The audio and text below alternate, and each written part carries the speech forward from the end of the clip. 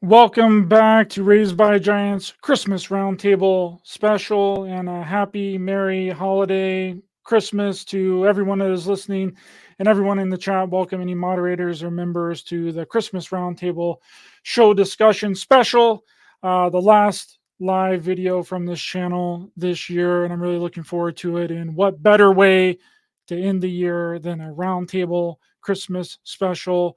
Gotta love the end of the year with those specials, baby. So introducing first philosopher and researcher in occult and esoteric studies, Wayne Steiger. Welcome back to the show, my friend. How's it going? Going fantastic. And thank you, Ryder. I mean, it is a special day. So happy solstice to you as well. Where's your ugly Christmas sweater, Wayne? I forgot the memo. I mean, I didn't get the memo. It's like, damn it. And I do have a good candidate, too. Next up, we have Nina the Mystic from the Nina the Mystic YouTube channel. How's it going, Nina? It's good to see you, my dear. I'm doing good. Thank you for having me, Ryder. No problem. Really looking forward to the discussion. We're going to have a lot of fun, really laid back discussion here this evening with the next up on the panel is Robert V from the Milky Way Soul Tribe. Welcome back to the show, Robert. It's good to see you, my friend. Hey, how you doing? Good to be here. Hopefully, if everything prevails and no technical issues happen, but you never know. But welcome, everyone. It's good to see you guys, and happy that you all can make it. Ryan Gable may be joining the show here later on. So is it just me, guys, or is this December not Decembering like other Decembers have Decembered? Like yeah, weather-wise, it's a really weird place, man. Yeah. Things are strange out there. It's interesting because Christmas seems like the only time of the year when all of the religions just put aside their differences and collectively decide to celebrate paganism. That's right. True that. That's right. I think Christmas hasn't been the same in quite a few years. It's been dwindling. It's not the same Christmas parades and the same Christmas lights and the I mean, maybe in the cities or something, but I think that the poor folk, as they get poorer, they're forgetting all about it. Yeah, dude, I will say I live out in the country, and the general mood in the stores and what have you, it's the best word I can use. It's subdued. Yeah. Things are getting way more expensive. When we did the Thanksgiving roundtable, there was more people out in restaurants than there was cooking at home because it was too expensive to buy food to cook for their family. So they just opted to take them out to eat. It's cheaper. Yeah. I didn't see anybody with Christmas trees this year. Usually I see loads of Christmas trees on trucks and Christmas trees up in the stores. None of that. They put up a few decorations a little bit, and that's about it. I think the vast majority of the homes here don't have Christmas tree and decoration and ornaments up. Mm-hmm. Yeah, I think it's slowing up, or like you said, the economy is bad, and they just can't afford to buy that tree. It's either food or a tree. If they celebrate too much, the kids won't get any presents. You got to pick. Yeah. And for the kids to have presents, you go in debt for the next, not the year, for the next 5 years. I think everybody is in debt. Ho, ho, ho. What the hell is that Grinch? Grinch and Krampus. Krampus is a really interesting character, the opposite of Santa, but it is the solstice. We went live right when the solstice happens, which I did not plan that, but it is the beginning of the winter solstice. Would anybody like to educate people on what the winter solstice is and the sun of God, being crucified in the Yeah, I think that's what it is. I mean, the sun doesn't move back north until the 25th, I believe. Is that correct? And that is the pagan holiday of the rebirth of Earth, because the sun, the days start getting longer. Mhm. You know, and it works very well in this whole, Jesus manger thing, wise men, magicians. I mean, the story is pretty warped when you think about it. But anyway, I can't help but not think so. If Mary, according to the custom of that era, she was probably 12, 13 years old when this Immaculate Conception happened. Something ain't right with that story, man. I mean, there's something wrong with her. It's just wrong all the way around. I'm sorry. I digress. Yeah, I guess it was a little bit more common to get married early back in those days. I think 16 was kind of the average age of getting married, but yeah, it's it's a bit young, and the whole how she conceived, that seems a little suspicious. That whole It's thing alien there. no matter how you look at it. It's a It hybrid. would have to be, or Gabriel, whatever you want to, Gabriel's the daddy then, I guess, according to the Bible, but And then Yeah, that brings up the whole thing about it. So you got angels that can actually get an erection. I mean, I know we're talking Christmas, but I mean, this is where the seed come from, or so they say. No, they said it was the Holy Spirit. So this on the occult level is some really deep necromancy taking place. yeah, there's also many stories about this. I did a bunch of research for my last show, and it was about Jesus, Joseph, and Mary. And Joseph, they couldn't make up their mind. All the research I did, if he was an old man, a young man, a stonemason, or a carpenter. Well, there were And no carpenters back then because there was not, that wood was very scarce. yeah, and if he was a carpenter, well, then he would have been a wealthy man to afford the wood to make the whatever he's making. Wouldn't that Yeah. not be possible?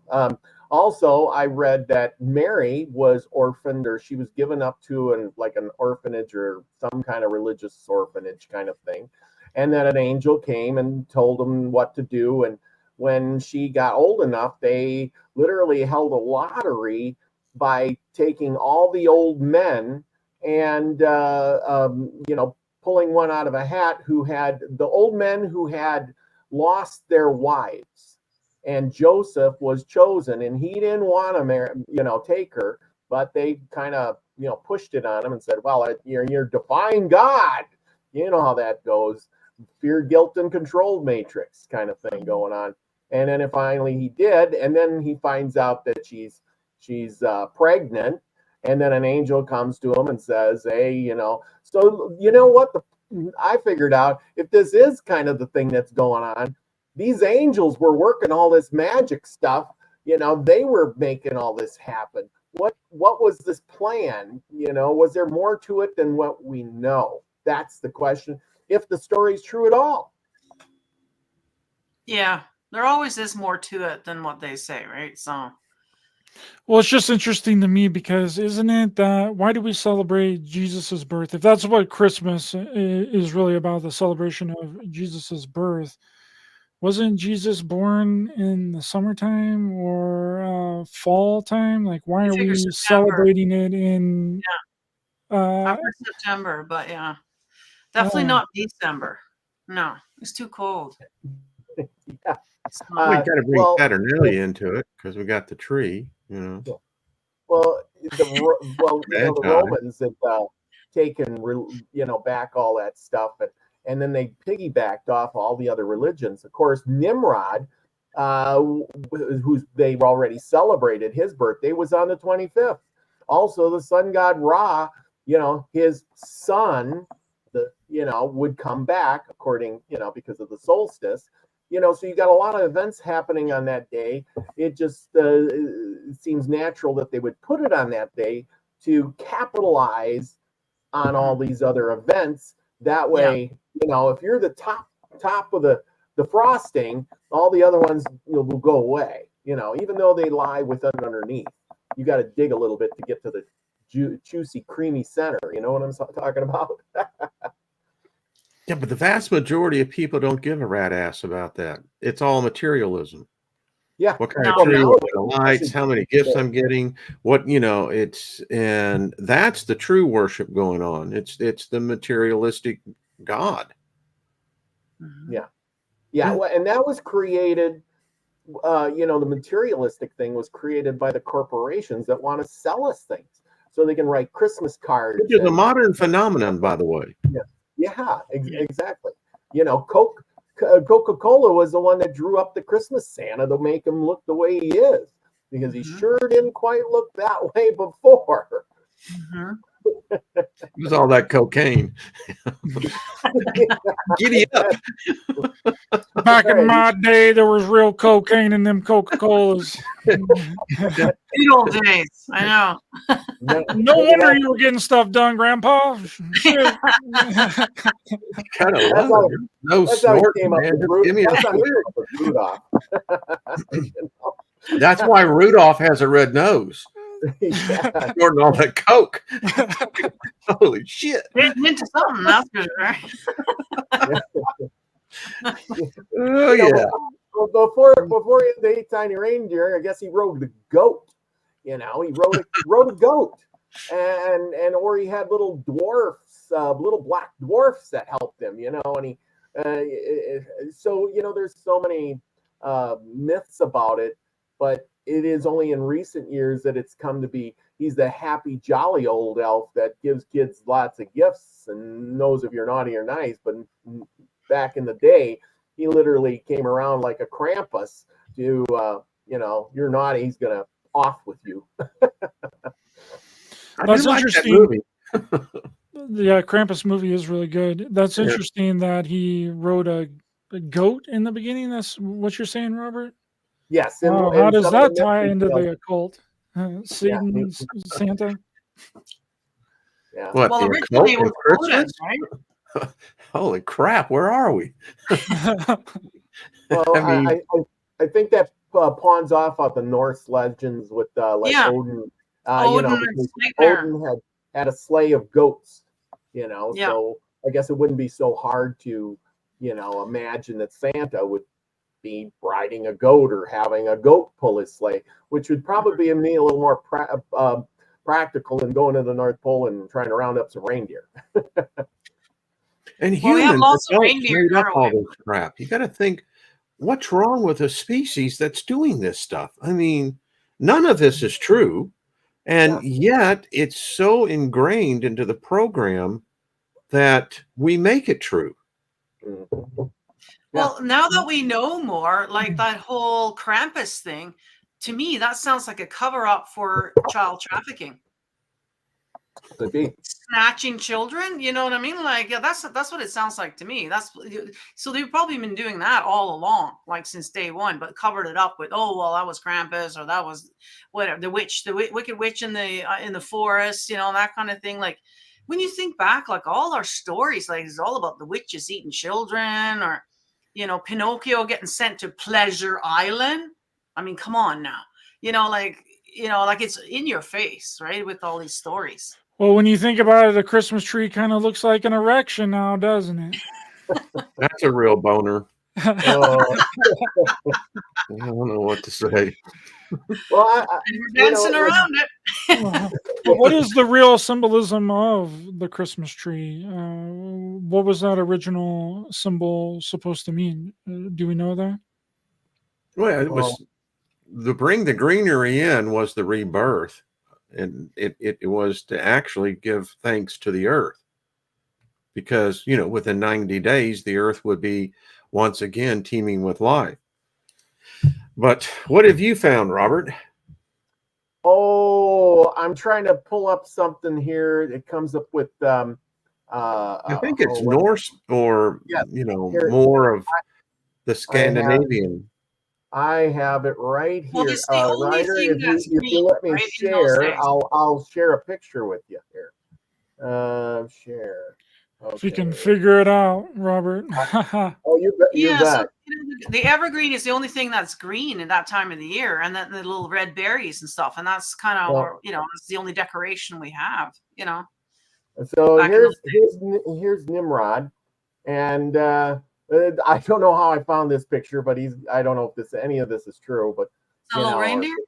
yeah. And here's Santa with his Christmas tree, and here's Nimrod with whatever the hell that is. I don't know, but it doesn't look like a tree, a Christmas tree, that's for sure. But he's got some kind of antelope here or something, and he looks like a one of those Nephilim gods or whatever they are, Enki or Enlil or something on that. I don't know who put this up, if it's true or if they made this up, but that's what I found. There you go. But this is the tree. There's your tree right there. What are those things? It almost looks like an ankh a little bit. Yeah. An ankh. Or even the tree of life. Like, Well, I was thinking more of the Shethroth, that. Or shepherd hook. Yeah, Maybe. it gets me. It's interesting because Nimrod, we know that he was, an actual character, a real god. They say that the legend says that he became a Nephilim. Huh? Well, by that picture, that would put that right on track now, wouldn't it? Mm-hmm. Now, here's the big one. And this is what I couldn't figure out. And we talked about the wise men. Now, all the study I did, nothing happened with the wise men. Was there 3 wise men? Were there 10 wise men? Was there 1 wise man? Nobody seems to know. They know they came from the east, but that's about it. But as much as the Bible goes into detail about all kinds of crap things, numbers and who was who old and where so-and-so was and how many years and everything, they couldn't tell you who the wise men were or where they actually came from. Just that they came, and then but they could remember the things they brought them: frankincense, myrrh, and gold. Those things seem to stand out and be more important than who these guys were, where they came from, or how many there were. So why is that? Sounds like witchcraft to me. Yeah. Sounds like it's completely made up and fictitious to me. I mean, frankincense and myrrh in alchemy and in casting spells, bindings, and what have you is, a powerful. It's why the church uses it. The priest goes through and carrying the frankincense and myrrh. It says this God, this Yahweh, whoever the baby Jesus father is, I don't know. Did he ever pay child support, by the way? But I digress. So, it's really odd because those are all elements that you use in conjuring and invoking. But we still use that today. Yeah. I really want to know about that child support thing too, anyway. And also those items are very expensive. Real and stuff, right? So that's why they probably remembered it, because that's very expensive, so. Yeah. Did they really bring camels? Because I thought camels were a more later introduction to the region, that it was actually horses that were used more in the east than it was anything else. I don't know. Well, in thought, I looked up the map, and if you were these guys, would you actually come across the desert, or would you just take a boat and then come into the harbor, like around Gaza, and then take a short trip? With, like you said, with burros, donkeys, horses, whatever was available to rent to get to Bethlehem. You would have probably. If I don't know where they come from, how can you be any place when you're no place at all? Yeah. I get a map. Well, where'd they come from? I don't know. Here's the map. 40 years. That's what I want to know. For something that's supposed to take 7 days, the dude got lost for 40 years. I mean. Round and round they went. What's going on now? And then you had the whole star thing. So what were we observing? If the event happened, so what cosmologically happened 2,000 years ago, supposedly? Was there a comet? Was there, what was this star? If the star moved, then was it a star or was it a spaceship? Yeah.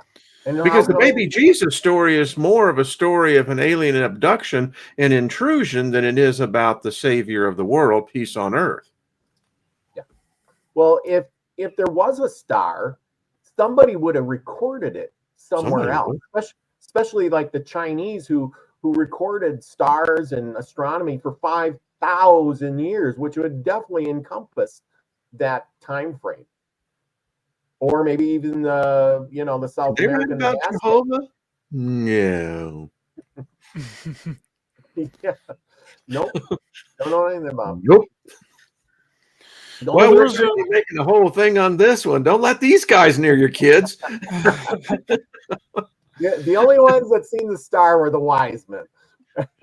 Apparently. I do believe, if I remember correctly, when I was into Christianity, when you look back into the astrology, there was some kind of star around that time. I think there's a 200-year kind of leeway there, but there was some kind of giant star, but I can't remember what it's called now. But yeah, because you're always trying to prove everything, right, when you're in there, and so there was something. One of the UFO cults claimed that the star, I think it was the Unarius Academy cult, claimed that the Star of Bethlehem was a UFO too. But we have a host and author of the Secret Teachings, Ryan Gable, here joining us. How's it going, Ryan, brother? Hey, everybody. Thanks. Hey, Ryan, what's up? The talk. Howdy. Howdy.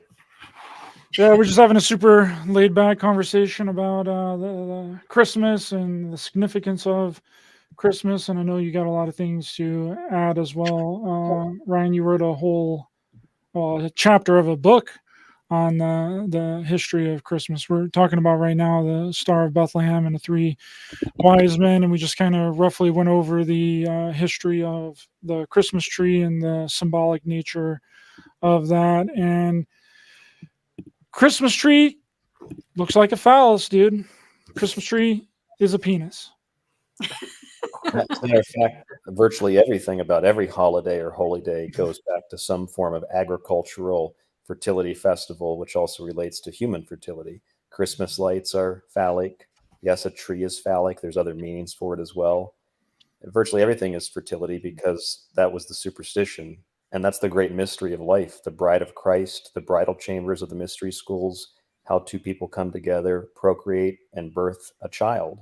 It's all within the symbolism, as Paracelsus said, of the human body, the divine feminine, the divine masculine, the alchemical transmutation of the two to produce a third. That's the Holy Trinity. It's all fertility. All about sex, dude. Whole Bible is nothing but sex. Always comes back to that, doesn't it?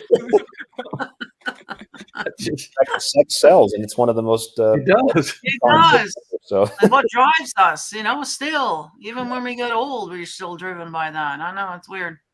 Very primal.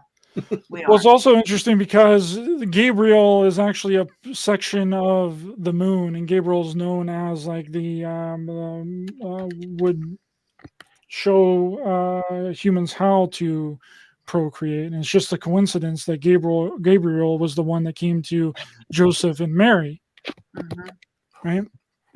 They were showing them how to create a divine child without the need of actual intercourse, I think, anyway. So you think it was artificial insemination that was going on there with Gabriel then? Well, there's a way to actually procreate without the need of ejaculation. And that's the whole meaning of immaculate conception. It doesn't mean that you don't have sex. It just means that you have sex, but you don't orgasm into the woman, and then you create a child, and that child is considered to be a divine child because that child was born with the cleanliness without a orgasm. But isn't there like pre-cum? So I guess that's where the sperm came from then, if you didn't ejaculate. I don't know all the details, Nina. I don't know the details of this. Take that Christmas hat off and let's see that Giorgio Tsoukalos hair. Oh, you want me? Oh, yeah. It is a little hot under here. I might take it off. I don't know. The whole story of Noah, is that Noah was conceived by immaculate conception. His skin, he actually illuminated, and his skin was irradiant. Yeah, I don't know. The story, a lot of these stories are identical in nature, as Joseph Campbell pointed out. The whole story of Noah is in the ark. The ark is a symbol of the human body, in the old Jewish story, it was actually a large body, or Adam Kadmon, as the Jews call it, or the Kabbalists call it, the first man who was inside of the ark. And Noah, he couldn't fit inside the ark. There were depictions of this man inside the ark like a coffin. But since he couldn't fit into the ark when all the animals and whatnot got on the ship, he would be on the top, and Noah would reach up to him through a little porthole, and he would feed him. That's at least the original story. And it symbolizes, at least according to Joseph Campbell and a handful of other mythologists and philosophers, it symbolizes the higher self. And the porthole is the pineal gland that we reach up through in contact with our higher self. And that story is told in virtually every culture. The Hindu faith, or in India, they have the idea of putting the child into the basket on the river. That is the story of Moses on the river being raised in the Egyptian palace. And it's the same story that we find in the story of Sargon, which is a very famous story, being put into the basket. It's basically the story of us, the soul in the bodily physical container. And it's interesting, you guys are talking, I pop in here and you're talking about pre-cum and sperm. It's funny, but it's also true. The name Osiris, who is related to Orion's belt, as in Orion the hunter, the great hunter. Orion originally means sperm, because he's the green man of agriculture, like Santa Claus, and he impregnates the female earth. And that's what gives birth 9 months later to the harvest that we take in, and we have our final feast of the year, the Last Supper, eat the body, drink the wine, drink the blood, and then we wait for everything to resurrect again after it dies in the wintertime. So yeah, it's all connected to fertility, sperm, and everything else you guys are discussing. It's fascinating. You guys ready to ascend to Orion, guys? You ready? Is that where we're going? We're going to Orion. We just got to get inside of the pyramid, get inside of that portal, and we'll blast off to Orion. Because you know where the portal is? Because I don't know where it's at. If you know where it's at, we'll have to follow you into the portal. Spaceship. Yeah, you guys just follow me. I got everyone's back. I'll make sure we get there in one piece. We go before you, right? Just to make sure. Yeah. See, it's going to look something like we're going to be walking into like the ocean, right? But it's not going to be the ocean. We're going to open up a hatch, and then we're all just going to kind of jump in, and it's going to look like a water portal. And then we just kind of go into the water, and then boom, we're at Orion. Which archangel told you that? Michael. Michael. He's a good one. Yes. Lying son of a bitch. He told me.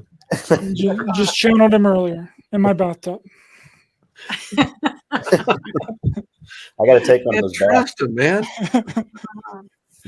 Yeah. Well, the way this planet's going right now, I'm sure a lot of people would follow you there, Ryder. You know? We're starting the Raised by Giants Ryder Lee cult. We're going to ascend, I tell you. The next evolutionary level above all human boils down to where there is no God, there is no Savior. That what really this is about was the natural progression and evolution of a homogeneous species, that it really was about survival. And the survival was then turned into the myths of the gods that were never seen, but yet were always talked about. And subsequently, as we continue to move forward, these stories take on a egregore type personality, and then they become actually interwoven into the very thought process of what we are as, quote unquote, a modern man. I think we should add to that too, and I think a good example is the Titans, the stories of the Titans. Yeah. The Titans are gods. They're not real beings, but they're personifications of natural disasters. So it's how our ancestors quantified and cataloged and tried to understand and explain the way that the natural world worked. So they personified natural disasters, they personified natural events, phenomenon, etc., as being godlike, or in some cases monsters that cause immense destruction. It's funny because we've popularized things like that with like Godzilla and all these new stories today. And I agree with you, they do become egregoric, or they are originally egregoric, tulpa-like thought forms. And we turn them into our own thing today. We look at them as myth, and they are. We look at them as part of pop culture, and they are. But I think it's fascinating at the origin point of all of this, whenever and wherever that is, it's really a form of science. It's a form of scientific observation of nature, trying to quantify how the natural world works. So we might dismiss it, oh, these people were primitive and ancient. Well, they created pretty sophisticated myths and ideas that really were scientific observations of the natural world. And they've persisted a whole lot longer than probably much of the stuff that we're creating today, which will probably be gone in a couple of generations. But these stories persist on indefinitely, in my opinion. Good point on that, Ryan, because if you think about the chronology of the existence of, let's say, Homo sapiens, particularly, we're really not sure what that window is. I mean, some say could be up to several hundred thousands of years, maybe a little shorter. The point being, we are really kind of very new on the scene. And it's very apparent that we have amnesia as a species. We don't know where we came from. And so we try to take what you said from the observer point of view and then try to make sense of an environment that apparently we're still trying to understand, which we call science.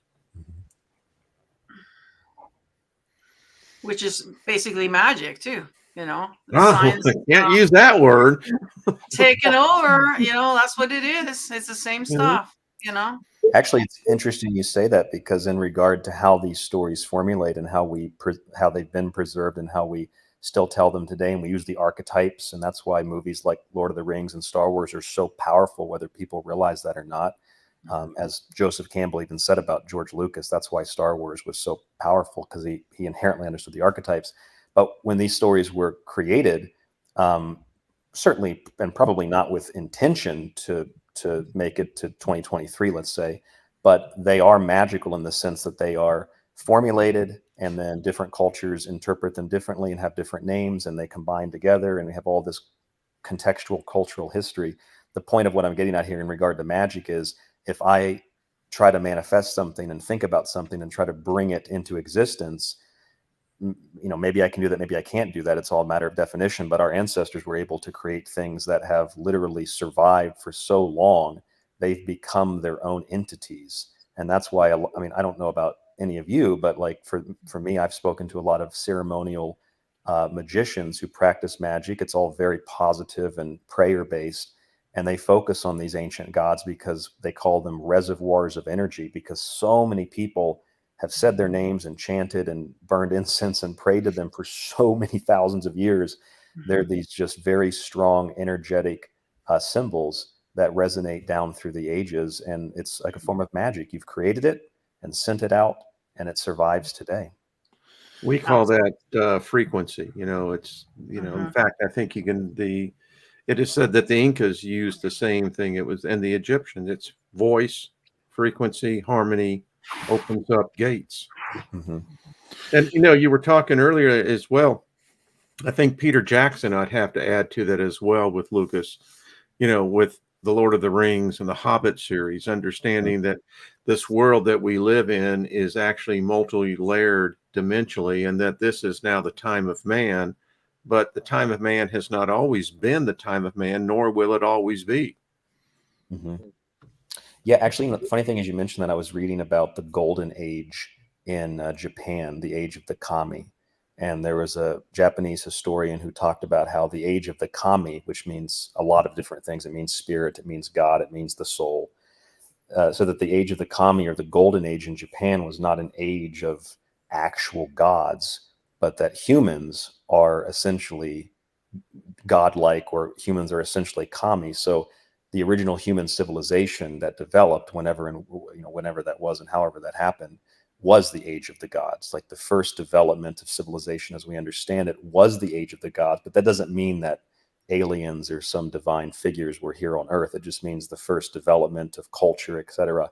Those things are part of the age of the gods. And every culture has that concept as well, the different ages, gold, silver, or whatever the case might be, wherever that is. Just an interesting note. Yeah, it's really interesting too, because I've always wondered, and me and Wayne have talked about this several times, is like, why when you call upon, you know, Jesus's name, or you say the Lord's Prayer, why does that work? Are all these negative entities or all these demons all Christian? It doesn't make any sense, but it makes way more sense in the egregoric aspect that everyone has put their positive energy into this being, whether he was a real being or not. They've put all of their energy and their thoughts and their positive energy into this figure, so therefore it kind of overrules everything. I don't know if that makes sense. A lot of potential. No, we've all seen the stories of, 78-year-old woman being robbed, and she comes out using the name of Jesus against the robber, and the robber within 2 to 3 minutes is on his knees crying, begging for her forgiveness. Having come out of that religion, it's the fact that you believe inside so intently that name has a sacredness to it, that just by invoking it, that it's going to have this effect. And whether it's Jesus, whether it's Allah, whoever it may be, it's the fact that we, as godlike as we are, we believe that. I could say that I'm going to use the name of Ryder Lee, and I could go out and begin to heal people on that. Well, people would go, well, then who is Ryder Lee? Well, I could say that Ryder Lee is the new Christ. Maybe I am, Wayne. Oh, maybe you are. never The hat beginning to get me in there. I mean, I'm really feeling it. I'm just telling you. Take that hat off. There's a crown of thorns and everything. It's that third eye that I'm worried about. Yeah. Cover that bad boy up real quick. There you go. Don't want you guys to know who I really am. Talk to your mama with that on? Did you guys talk about the colors of Santa's clothing and what that relates to? Oh, like that isn't any kind of occultish, Yeah, have you seen the old courts? What they were wearing in the old courts? That's exactly what they were wearing. Yeah, and there's Red and the white. Yep, the red and the white. So there's, in my opinion, it's not explicitly from the flyagaric mushroom. Certainly, shamanism played a major role in many Christmas traditions, but yes, in certain, I don't remember the exact history of what you're referring to, but you're right. There is with certain dress in the courts. I remember reading about that. But his robes used to actually be blue or green, because as we were talking about Osiris earlier, Osiris is the green man and Santa's the green man. Santa brings gifts from the woods. He brings fruit. Orange slices are very popular. But so it used to be, yeah. Yeah. That's where a lot of that comes from. So blue, green, and then red, primarily from Macy's and Coca-Cola, but also a little bit from Northern shamanism as well. He says that's the only greenery we have, like the evergreens and those little red berries. That's about the only thing that we got outside at that time of the year. So we bring it in to make it as ornaments, and I think that's where the red probably color comes from. However, the court system, that when I saw that, I'm like, oh my god, they look like a bunch of Santas in there, like so weird. Well, you know what else? When you were, Ryan, talking about the green aspect of it, and that's what the Egyptian god Horus was. He was depicted as being green, the renewal of life, and vegetation. Yeah. So with all of that, was there a breakdown? Do you think there was a breakdown of civilization or a collapse of civilization, and those people went out and labeled things they wanted passed down with names, kind of like a making of a myth or a rhyme, ring around the rosy kind of things, Mary had a little lamb. There's all these little things in there that we don't know what they mean, but somebody will figure them out, or they know, but the little kids remember them.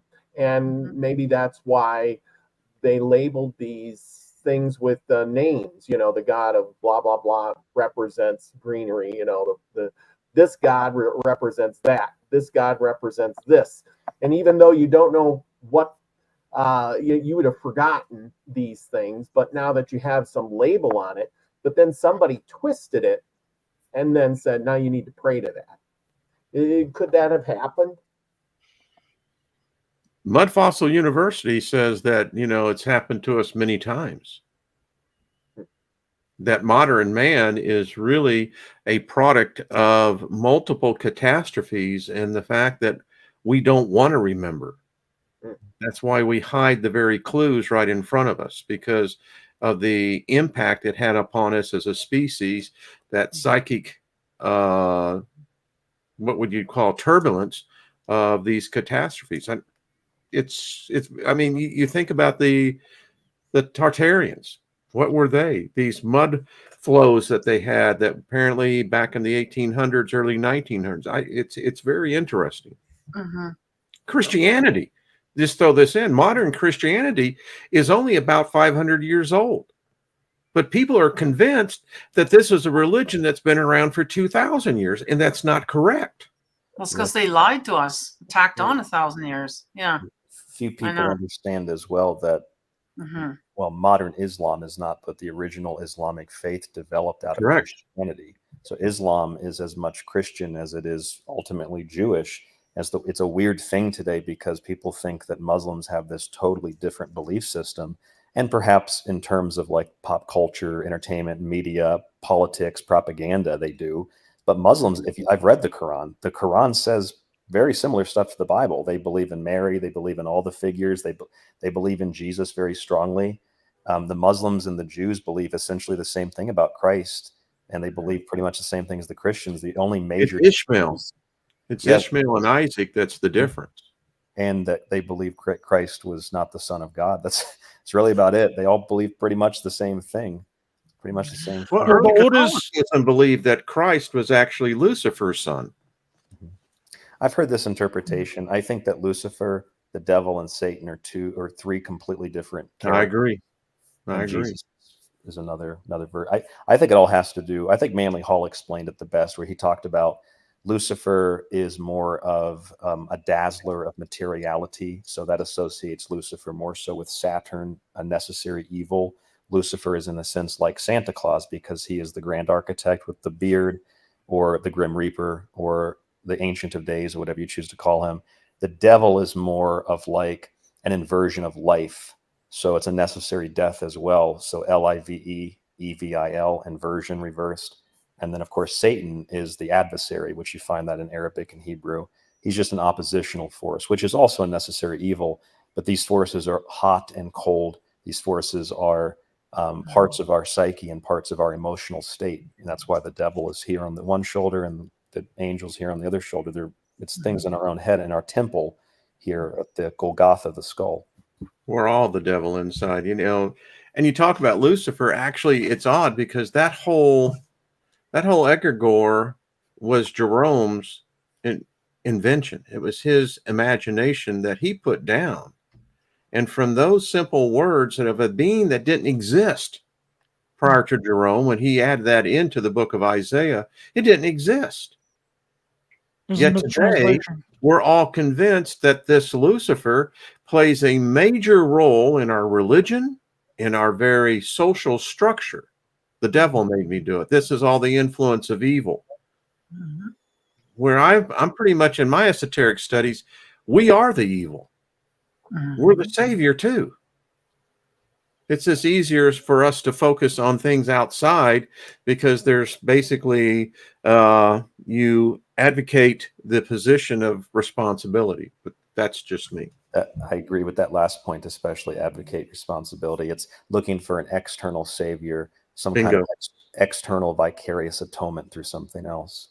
I mean, I was stunned when I started reading. I've been reading a lot more and researching for years and about Japanese mythology. Nobody really has any clue how old the Japanese stories are because most of the stuff was written down in terms of like clan leadership and politics just a few hundred of thousand or so years ago. But the Japanese story of Amaterasu, another thing, a lot of people are like, oh, every god is male and the female isn't worshipped anywhere. That's not at all true. Japan is entirely based on Amaterasu. All the main shrines are Amaterasu female goddess shrines.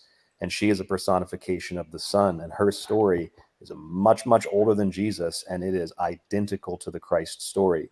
She goes into a tomb for 3 days. She's resurrected. So in regard to what Wayne is saying, we attempt to put ourselves, especially historically, in alignment with things that are much more powerful and larger than us. So we align ourselves with, well, the cycles of the sun, the cycles of the moon, the different planetary spheres, whether conceptually or because we could see them. At least we have this idea of these different planets and different gods. And They control different aspects of nature, etc. So we try to put ourselves in alignment with that.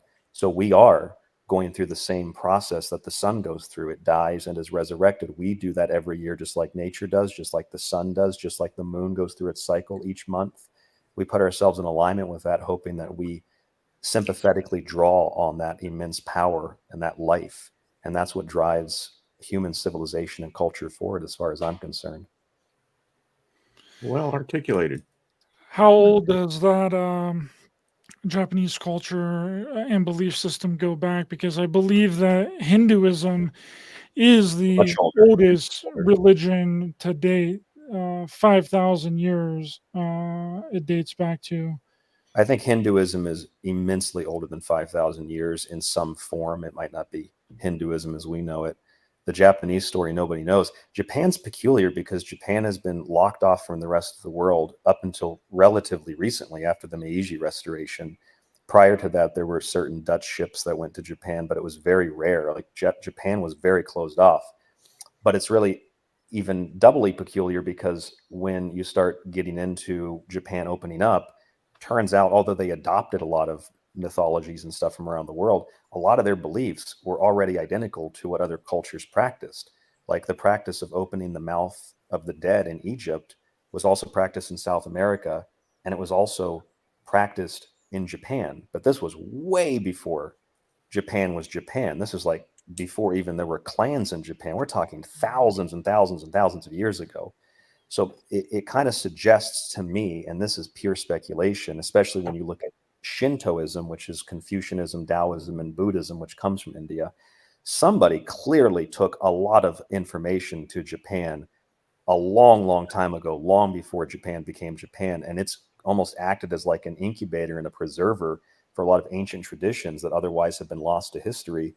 They're an intimate part of Japanese culture even today. I mean, at least that's my assessment from what I've read. And I found that to be really interesting. I'm like, they have the same practice of opening the mouth in Japan that they had in ancient Egypt and ancient Mesoamerica. Like, what are the chances of that? So there either had to have been some widespread interconnected culture, or humans just truly do see the world so similarly that we develop the same rituals. And maybe there's a little bit true to both of those things. I have no idea. I just find it fascinating. I don't know what to make of it. Well, isn't Amun Ra, isn't he depicted as a green god as well from ancient Egypt? And a sun disk. He rides the solar boat, just like Amaterasu. She has a solar boat. Amun Ra has the solar boat as well, as do countless other See, that gods. can't be just coincidence, from a layman's, as I look as an observer and saying, so we have vast distances that apparently, primitive man would not have been able to traverse, well, unless you take the Sumerian point of view that they invented the sail. But nevertheless, it seems like there is this commonality of customs, practices that can be found in cultures that span the chronology of our existence. And that just you get the feeling it's almost like we're being manipulated. You can't let one culture get too far advanced in one particular way, because eventually you'll see that it shows up in another place. It's very odd. I mean, I don't know. Is there this true consciousness? Is it like Mork said? Is it the big eye? I mean, the big egg? I don't know. Some people referred to it maybe as the 100 monkey experiment. One person learned something. It could also be that, and it doesn't have to be like an immense civilization that was global and had internet. It just means that people were more connected and had an understanding, perhaps, and we know that's for sure about a lot of cultures. The Phoenicians, for example, masters of the ocean, like the Templars. There is physical, abundant evidence that the Jomon culture of what we call Japan, which preceded the Yayoi, they actually found pottery of the Jomon in Brazil and a couple of other places, which is way, way, way far away from Japan. And when the Jomon existed, we're talking they were supposed to be hunter-gatherers who didn't do anything except gather and hunt. And yet their pottery is more sophisticated than later cultures that supposedly were more advanced. And not only that, but if you go to Hokkaido in Japan, I haven't been there, but I'm planning to go, the Jomon Museum, they actually had the oldest pottery in the world is Jomon pottery, or at least what's been found. It's 16,500, I think it's 16,500 BC, and sophisticated pottery for that time period. That goes back before the Younger Dryas, and that's mainly. Yeah, I was going to say you're talking pre-Golby Tepe of the comet. Oh yeah. This is.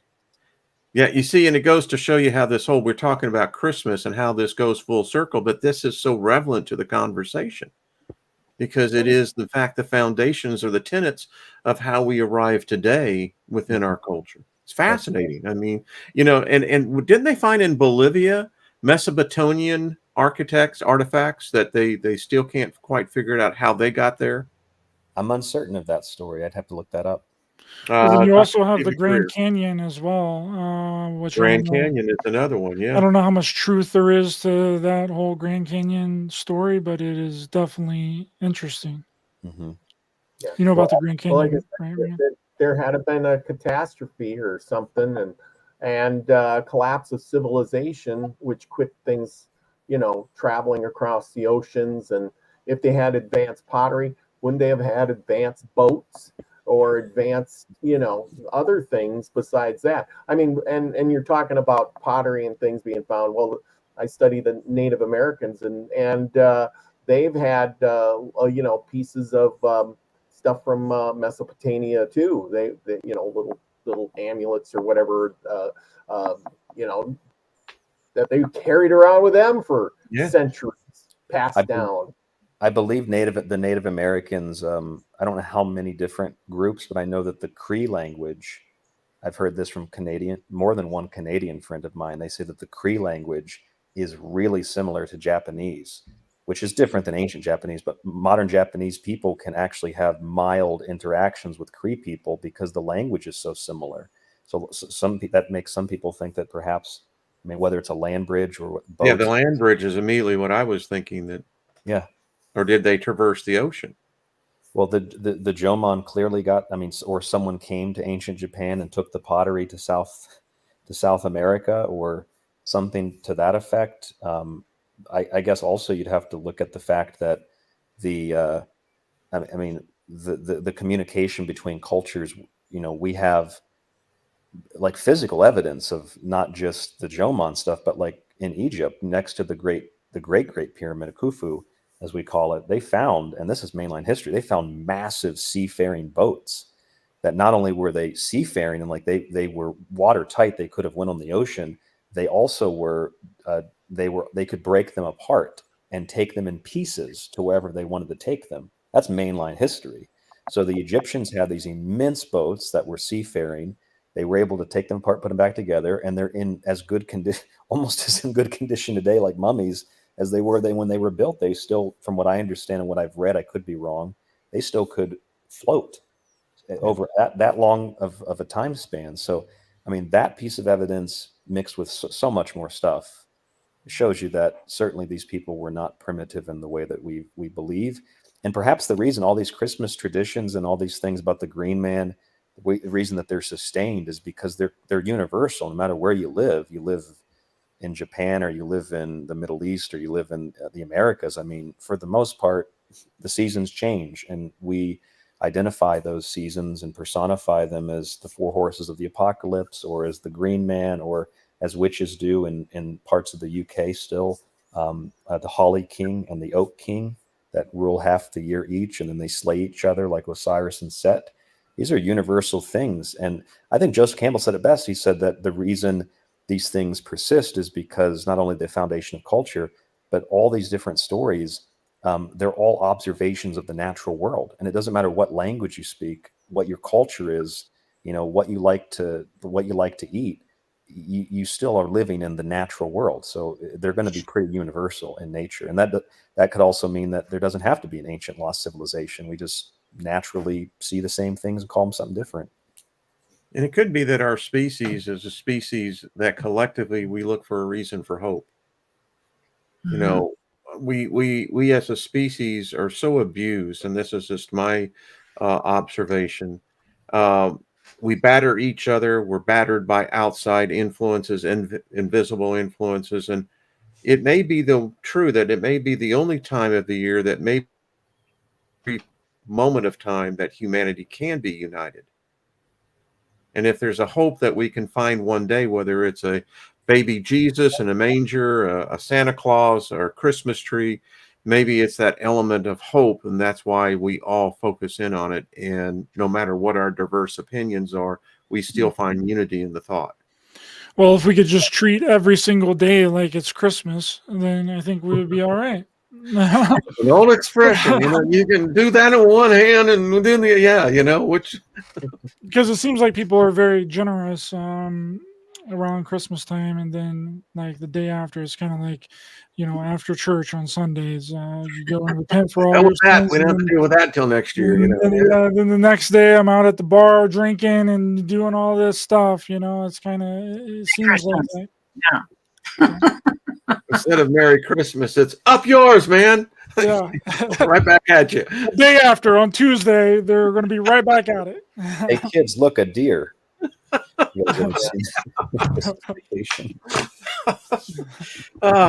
knew some rednecks that their whole idea of Santa and the reindeer was free dinner. That was their opinion. Yeah, Ryan. Oh, go ahead. No, I'm sorry, Ryder. Go ahead. No, I was just going to have you mention some of your research into Lilith for Wayne. Wayne has done a lot of research and things into Lilith, and we were talking about this the other day on the phone about the collars that Lilith would wear, and then that correlating to Quetzalcoatl as well, the rainbow serpent god. Yeah, I'll try to be very brief. I don't want to hijack the whole conversation, but yeah, Lilith, and I didn't know this. I was reading a random encyclopedia because I was doing some research for a new book, and it says in the encyclopedia that Lilith wears a rainbow necklace, and I just thought that was peculiar. Didn't think much about it. I didn't even think much about the significance of the rainbow in regard to that. And the more I was reading, I was writing this chapter for my book about the concept of demons and what they represent. And then I started to realize, reading and referencing all these other books for my book, I started to realize, wait a minute, the cult adherence to Lilith and a number of other demons, Galo, Mormo, these are like Greek and Roman demons, Lamia, which is a vampire, they all have very similar commonalities to certain political movements today. For example, in these groups, the women would try to be masculine. They would carry around fake penises with them, and not for fertility festivals. They would utilize the rainbow as a symbol of their cult, which is why Lilith wears the rainbow necklace. And then you get into a little bit more. You're like, well, what could the rainbow represent in that context? It's like, well, it's a covenant between man and God. In parts of in Scandinavia, it was the bridge that the gods used to get to Earth, to get to Asgard. In Japan, it was the bridge that Izanagi and Izanami stirred the primordial waters on to create humanity, and then they pulled the spoon up, and the droplets dropped down into the ocean and formed the Japanese islands. So it's a bridge to heaven. But Lilith is a demon of the underworld, and she's a temptress, and she's the aborter of children. So it's a bridge to the abyss in regard to Lilith. So you have the aborter, the temptress, promiscuity, the murdering of children, the tempting of men, like physical, actual masculine men, the tempting of them to steal their sperm to create demons. That's what she does. And then you have the rainbow, and then you have her cult adherents that literally carry fake penises with them. And I thought, wow, that sounds pretty damn similar to some social political movements today. I don't know if that's by Lilith, but that's kind of peculiar. So that's what I found. There sure is. Yeah. The rainbow with the rainbow-colored hair. Women who wear the rainbow and probably carry around some of those fake things you were talking about. That dildos? Old dillies.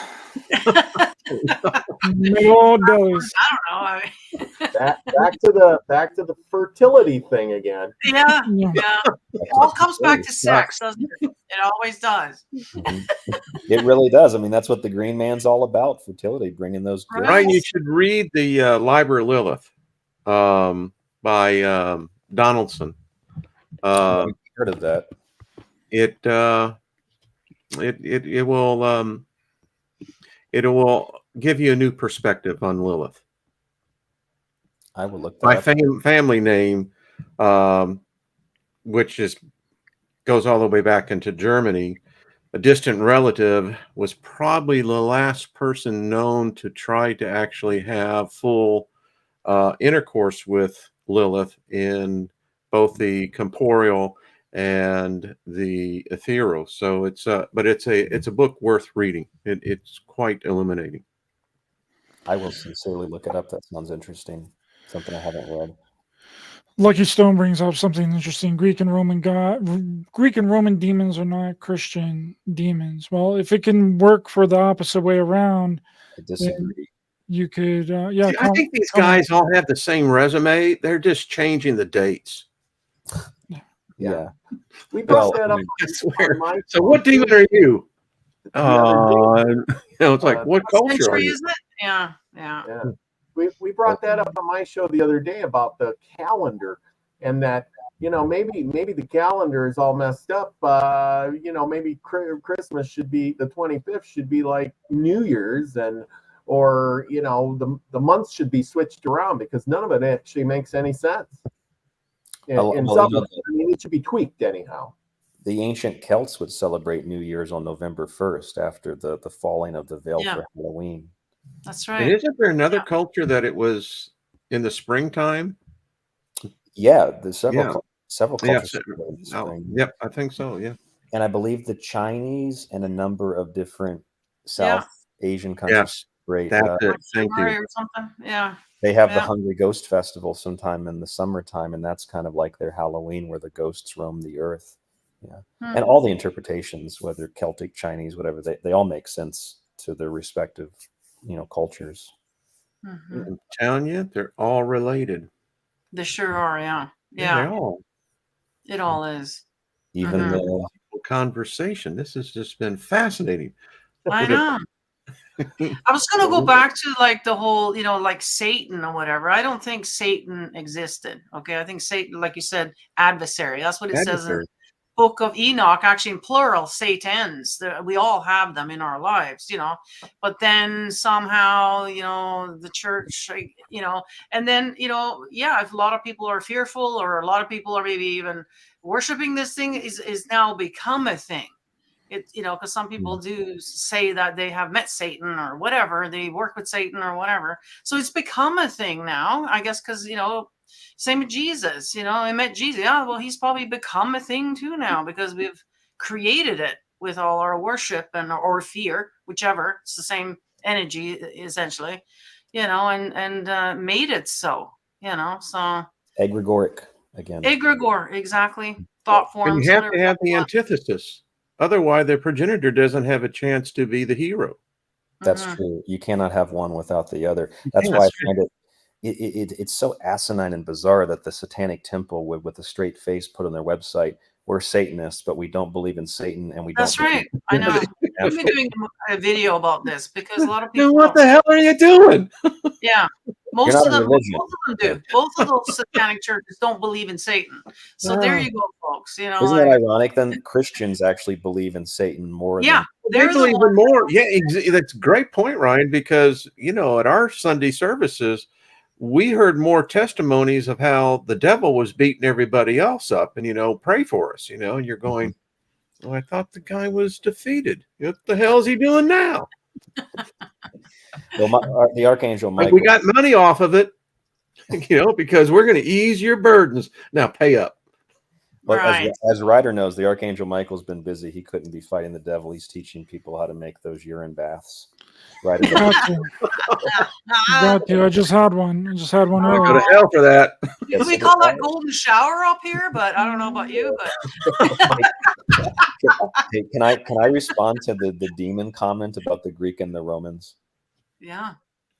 So universally speaking, I disagree with that statement, although I would have to objectively ask the person what they mean by demons, because the word, like, demon is Greek. The word demon is Greek, comes from daemon, which is both I think he spelled it daemon, actually. I think he spelled it daemon. Did he spell it daemon? Okay, so yes, it is did, a daemon. That's at least where our word comes from. Yeah. So like in other cultures, they have different names for it. But I find this really interesting. I'll keep it very short and quick to the point. So what do we do when we want to get rid of a demon? We exorcise the demon. Traditionally, demons were seen as illnesses and sicknesses. And whether they were performing in Egypt or Greece, or even in places like Japan, the samurai would cut the air above a sick person's head and it would sever the connection to the demon. So they performed exorcisms. Samurai performed exorcisms. Egyptian priests performed exorcisms with water from the Nile, a baptismal rite to put out the fire of the demons. So, and there's ritual scrolls that talk about that in Egypt and even in Greece as well. But the point is, we exorcise demons like we exercise to keep healthy. And that's what the demon really is. It's a sickness of the mind, maybe like the Lilith cult, although Lilith is not all negative, but it's a sickness of the mind. It's a sickness of the body. We're really sick. We don't really feel good. Nowadays, everything's COVID. Back then it was you're demonically possessed. And so you would try to make the person healthy, baptismal type waters, holy water. You do all kinds of things that were ritualistic, say certain phrases, magical incantations, or you'd use the abracadabra, which would abracadabra, and it would just get shorter and shorter and smaller until the disease dissipates. Put that on parchment, put it on the person's body. It would hopefully alleviate the disease. Point is, daemons, whatever you want to call them, are personifications of disease or crookedness or evil. And when you exercise to keep healthy or exorcise the demon, be gone, it's the same thing. Demons are universal to every culture. They're just basically illness and corruption in whatever form that takes. And they go to church more than the angels do. Apparently so. Yeah. Well, you got to have a good cop and a bad cop, right? So that's what the church's got going there. Those two, they're working together. I mean, you can't have one with the other. So that's what people don't understand. I saw a lot of spirits, demons, if you will, swirling up in the church roof there. Yeah. Well, here's the consensus for how many times Satan has been mentioned in the Bible is 38 times in 36 verses. Lucifer only mentioned once, and the devil never mentioned. There you go. Devil never mentioned. Now, sometimes it's a translation from Satan, but originally devil was never in the Bible, and then Lucifer was a mistranslation from Morning Star. Yeah, that was, again, Jerome, and I swear he was eating mushrooms there. So was John on Patmos. That explains a few things. I mean, I'm just telling you, the guy goes and lives in Caesarea in the cave for Moses 3 years. was definitely on something. Yeah, sure. I mean, okay, anyway. Yeah. Actually, the whole Garden of Eden story is like an ayahuasca trip because the depictions and descriptions of Lilith, the first woman, was a red-haired woman, half human, half serpent. That's Mother Ayahuasca when you take, I've never taken it, but that's what I've seen in paintings, half woman, half serpent tempting you on the tree in the garden. That's what an ayahuasca experience looks like from paintings. Interesting. I've never taken it either, so I can't say, but they're all just tripping balls. That's pretty much writing down stories. You don't talk to burning bushes when you're sober. I mean, come on now. I mean, that's just not the way it goes. Mix some wine into that, and you got yourself a smorgasbord. Even on the wine, I've never seen a burning bush myself on the wine, but I dropped some orange sunshine and was talking to a girl that grew big ears and started getting these green stripes like that Lucky gum they used to have. I told her, I said, "You're one weird looking, Anyway, yeah. All these stories. It's so fascinating how this comes back around full circle because you talk about what you guys are saying about these. Just reminds me of like the fairy lore and the UFO lore and how those things are similar, but how fairies are basically little elves, little helpers of Santa Claus. And that's partly where some of the tradition comes from is shamanism. And so we're back to Christmas again, little elves, little helpers, and Santa, who in a mythological way is certainly not a physical being. It's like a very esoteric and occult concept that transcends time and space and can be everywhere all at once. Well, actually, There's I grew up in Norway, and Santa in Norway, when we were growing up, was a small, it still is over there, a small little elf, like 3 foot tall, maybe, that kind of thing, you know. And so we used to set out, I think, a porridge for Santa. That's what we used to do. And now you got milk and cookies inside, but it used to be in the barn, you know. So obviously there was animals eating it and whatever. But yeah, you go in the morning, sure enough, it's gone. Oh, Santa was here. Oh, you were the Nissen, as we call it there. But yeah, it was a short little elfy type of being. That's what Santa was, yeah, or is over there. So yeah. And this whole time of the year too, like when I first came on, you guys were talking about the phallic nature of things, and when you talk about like the Yule log or the Christmas lights, like you have there on your head, those look like Christmas lights. Yeah, Christmas lights.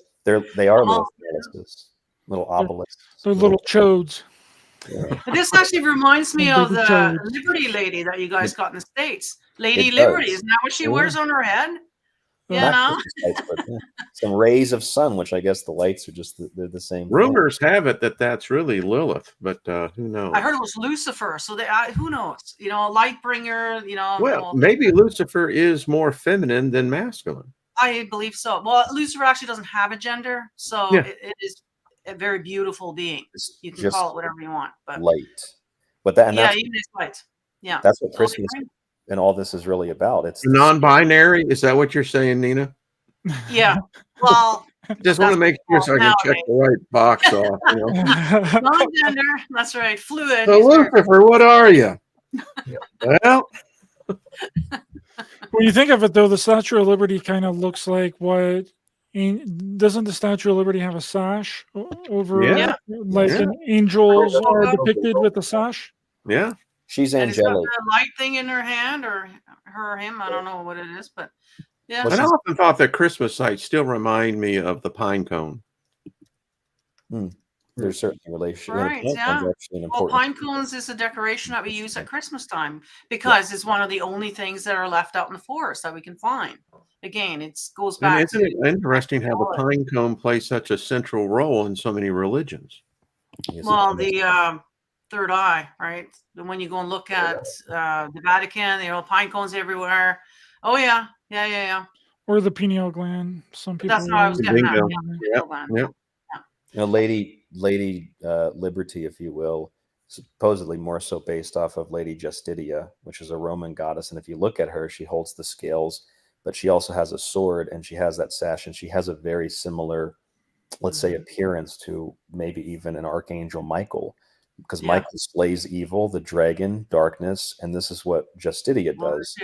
yeah. Slays the darkness, slays injustice. And as a matter of fact, that's like Christmas, Halloween. We have jack-o'-lanterns for Halloween. We have candles for Imbolc. Easter is, you know, the sun getting stronger during the equinox leading into the summer solstice. It's really all about illumination and light and those types of cycles. Isn't that Lucifer? And well, that's kind of why I brought it up, because it is Lucifer. It's illumination. Yeah, right. Yeah. So it's not something evil, you know. It's just I mean, Lucifer brings the light of knowledge, right? Not knowledge, wisdom, and knowledge. Yes, and you'll note, if you pay close enough attention, if you want to see the devil, look at the Vite Tarot deck, which shows you El Diablo. And I don't know if Ryder, you want to bring this up. The El Diablo card shows the devil with horns that go up and point down.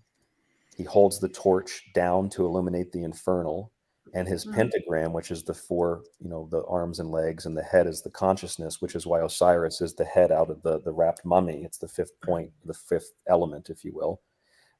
And so those 4 points are actually inverted on El Diablo, so that the pentagram pulls your attention downward to where the flame goes.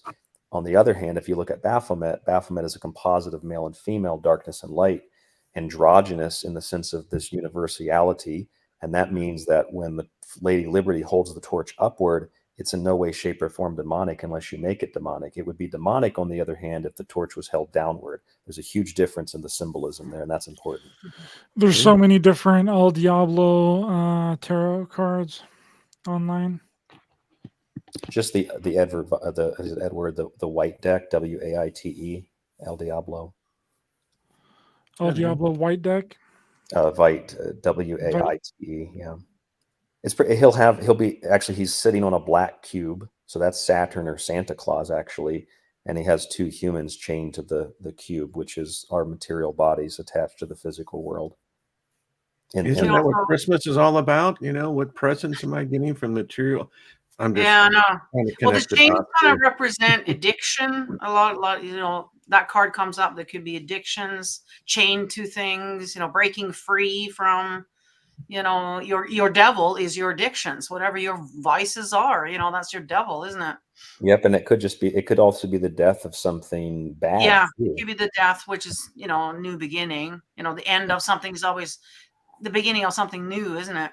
Yes. Yeah, there's the devil card. Yeah, no, it's, you know, it doesn't mean something bad, right? It's just For listeners and viewers, note the horns, the torch, the black cube.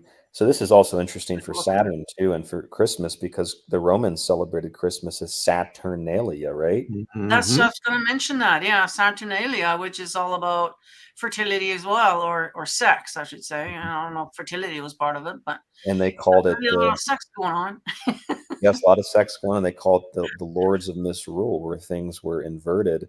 And there's a lot of wordplay here too, because the black box is also the box that the gift comes in, or it's like you got a package to deliver, sexually speaking, when it comes to Christmas as a fertility thing. The goods that are in the package, yeah. And look at all these big companies, BlackRock. I've seen some black boxes in my day. Yes, you know, X, you know, all this, like, yeah, okay. Yeah. That's the Kaaba. Didn't they put horns on Moses too in some of the depictions? Yeah, those were representing his wisdom. Yeah. Yeah. Yeah, Moses the word said, means with horns. Yeah, that's where that comes from, actually. And the Jews still blow the ram's horn. Yeah. It's still the shofar. Right. Yeah. Michelangelo put horns on him, and he's in other Greek positions with horns, and it's like, so is there a connection? And the horns are kind of represented just like the devil horns, kind of in a way. They come out of the top of his head and kind of, you know, curve around a little bit. So you're totally right. That's the goat god Pan, and that's also the green man once again. That's right. Yeah. Yeah. Full circle. Pan or Pam? Is it Pan? Pan or Pam? Pam? Pan? Pam? And where do you think the whole Disney movie comes from? From what Peter did you Pan. say? Oh yeah, right. Where do you think that He's comes green. from? Father goat. Or she's green. I remember the kid. So you know, the gal that anyway. Yeah, green. Did you guys ever see Pan's Labyrinth? Yeah. So with Tom Cruise? No, not Tom. I don't think he was in it. I don't know if you could pull up the pictures for that, but Pan's Labyrinth, it's a very occult story, and it's actually telling the story, the Greek story of Persephone, who gets kidnapped by Hades into the underworld, and she has to stay there equal to the amount of time based on what she ate. So she eats a fraction of a pomegranate, and she has to stay in the underworld for a third of the year. And that's the story that Demeter gets so distraught. Her mother, Demeter, gets so distraught that she allows everything to die. And that becomes the winter time. And then when Persephone comes back to the surface, she allows everything to grow once again. And that's the spring. And Persephone therefore acts as this kind of savior. And you can see there what Ryder pulled up. That's the Pale Man's lair. The Pale Man is the rake. He is a demonic-like character. But when she goes down there, they tell her not to eat any of the food or she'll get trapped there in the underworld. That is a classical Greek myth. She'll get trapped there. Same with the story of Orpheus and Eurydice as well, which is actually similar to the story of Lot and his wife. Don't look back or you'll turn into a pillar of salt or sand or smoke. Yeah. That's right, King James. Boom. I'm a llama. I'm a llama again. Yeah, that's really interesting because I always wondered what that story was all about. The lady being turned into a pillar of salt. I'm gonna have to check that movie out. I think the original translation was smoke, wasn't it? Smoke. I don't think it's salt. I think it's sand or smoke or something. But Well, the salt's in the Bible, being turned into salt, but I don't know if. I read that was. I don't speak Greek or Hebrew, but I read that was a mistranslation too. But Oh, that could be. who knows? Like the Bible doesn't have any of those. Oh, yeah. Or the Quran, or Every verse and word. Yeah. If anybody's that's why it's called the God spell. Yeah, That's right. That's right. That's what it is. that book is so full, like you read Psalms, that the Bible is so full of magical incantations and ritualistic things. It's unbelievable that people hold that as a symbol of, I'm fighting against magic and this and that. It's like that book is the quintessential book of magic. Just not. I'm an ordained minister. I tell Sure people does, my yeah. 50 years of Christianity was basically 40 years of the initiation into the occult. Yes. You were a high priestess, is what you were. Exactly. Yeah, I mean, I laid hands. I was part of Kenneth Copeland and laying, the healing ministries, and went to prisons, preached, and hospitals, laid hands on the sick, saw miracles take place. The Copeland, he looks possessed when he's up there. Like, Tell you what, he's a powerful magician. Yeah, he's into some stuff that I don't think his congregation is aware of. So let's put it that way. Yeah, that's why he didn't want to be touched, because that being, whatever was in him, didn't want anybody touching him. That's true. I was many of the Crusades. You were not allowed to touch him. That's why. That I reminds actually just meditated on that earlier today. Yeah. It reminds me of what Christopher Lee, the actor, said about black magic. Did you ever see that interview with him? He was asked about black magic, and he said, I've dabbled in it and I know about it. He's like, my library is not as big as people say that it is, but he said, I promise you that if you deal with it, you will not only lose your mind, you'll lose your soul. I recommend that you don't go anywhere near this type of stuff. It's kind of interesting when like an actor or some famous person who we just see as a celebrity says something like that. I've seen a lot recently, like Hulk Hogan, Alice Cooper, big Christians. That's all in the news. It's always interesting when big. Well, Hulk Hogan said it was because he was afraid of dying. Oh, I didn't read about it. Is that why he said that? Yeah. Or why he did that? That's why most people, I think, are, because they're Why afraid most of them dying, do it. and they Like, think that somehow that's going to save them, right? Yeah. Well, that's got Willy Wonka's golden ticket. Yeah. Screw you guys! I got the ticket, man. I'm out of here. That's why when you go to a church, it's a sea of blue hairs there. It's a bunch of young little kids, and then the blue hairs, and it's either one or the other. You're indoctrinating the kids, and they go out and have a wild time, and then they come back just before they die. Oh, it's a cycle of seasons. I assume you guys know that. Yeah, or if you're Catholic, all you have to do is 500 Hail Marys and a couple of bucks, and hey, you're good to go. I mean, if you're gonna have a religion, that would be the one to do. At least you can buy your way out of there.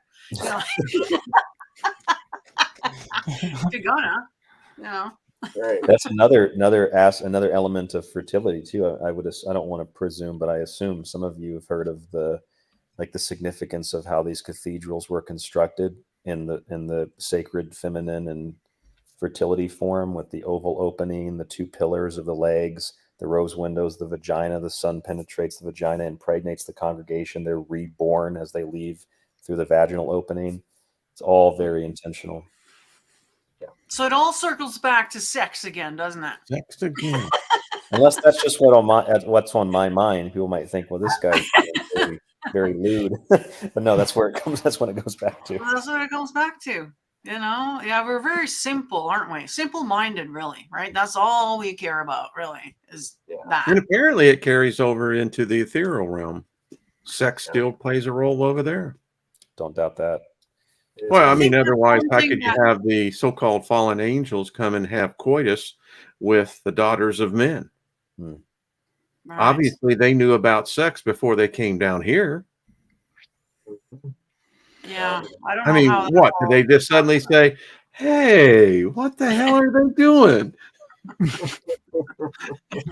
Unless Yeah. the fallen angels and all of that is perhaps a concept of some form of human conscious development, like something mated with us to produce offspring that were more aware and conscious.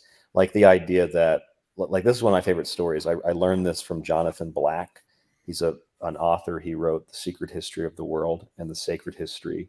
I've interviewed him a few times. A really smart guy. don't see him do anything anymore, but he was explaining in his book how the story of Lucifer being cast down from heaven is actually astronomical, because the moon god is Jehovah, the moon is the reflector, the moon reflects the light of Venus or Lucifer down to earth. So what happens is the moon, Jehovah, God, reflects Lucifer, Venus, the light, down to earth. So God casts Lucifer down to earth, but it's reflection of light from the moon down to, at least that's the symbolism of the story. That might not be the total essence of the story, but it's an interesting interpretation of that myth. Lucky Stone brings up a good thing here. If the angels taught sex to humans, who taught sex to animals? Well, we know Animals Adam, just seem to procreate no matter what. well, if you read the Bible, Adam had the animals to have sex with, and apparently it came down to a sheep. Now, I mean, I'm telling you, God brought all the animals before Adam so that he may name them and find a mate. Dolly. Yeah. That's what them dear. good old boys in West Virginia do. Let me tell you. So, I mean, come on, let's just, be honest. That's what it says. I was wondering if that the interpretation of that story could be also astronomical, like Adam is given the power to name the animals, and the animals are the zodiac or the animal wheel. So it has an astronomical, astrological story. Well, the whole problem with the story, Ryan, is that how long did it take one man to name all the animals? It'll be quite a long time. One would think. I mean, but if you read the narrative, you get this idea that Adam and Eve were apparently chronologically about 6 days old when they got kicked out of the garden. Perhaps that would be reference to 6 days, 7 days. Yeah, it's all symbol. You're right. It's all connected. Actually, the story of Adam and Eve could be summarized as a story of different parts of the body. I've read references to Adam being the pineal gland, Eve being the pituitary gland, and this is all the symbolism of the body anyway, right? So you have like the crucifixion of Christ at Calvary, Golgotha, the skull. In the story, Adam's skull is placed next to the cross, but that's our skull. The temples, the two thieves, are the hemispheres of the brain. The center point, which is the third eye where Christ is crucified. But if you go back in the story, the fall of man is sex. So it's the groin area, it's the sexual organs, and then as you move up the spine or Jacob's ladder, you become 33 vertebrate sections of the spine, and that's Jesus being crucified, at the skull. So like we are the crucifixion story, and that the crown of thorns is the kether of the Kabbalists. It's the illumination at the top of the pentagram. Our body carries with us every day the story of Jesus being crucified, at least in that interpretation. I find that interesting. Yeah, that's the Kundalini energy going up to the 33 vertebrae of the spine, hitting the right hemisphere of the brain and shooting out the right hemisphere. Yeah, that's what the winter solstice is showing everybody in the sky, that's what we do within our bodies as well. That's how we get into the enlightened state and sit at the right hand side of God. That's the right hand hemisphere of your brain. It gets me as we're talking. This is all under the God spell, because each and every one of us are using a narrative that cannot be proven, cannot be founded, but yet we use it into our rational cognitive thinking that this story actually fucking happened. Next. Anyway. Everything. Our philosophy, if you look at the whole story, the crucifixion never happened. But yet we're convinced, and then we take the esoteric or the metaphysical approach and say, well, maybe there's something more esoteric in the meaning. And then therefore, we interpret that meaning, and then we bring forth and birth a new thought of how all this makes sense. Mm-hmm. It's supposed to help us in my view, it's supposed to help us to understand, or at least to develop an idea of understanding about the meaning and purpose of life, which I think is largely procreative. I think it has mostly to do with, well, again, sex and procreation and fertility. That's what most of the original mystery schools were really about. They had the bridal chambers, the priestess would initiate the final rites. They would use different substances, back to the hallucinations and altered states of consciousness in Greece, Egypt, wherever it was. Go into an altered state of consciousness, commune with spirits, resurrect after 3 days, bring you forth from the tomb.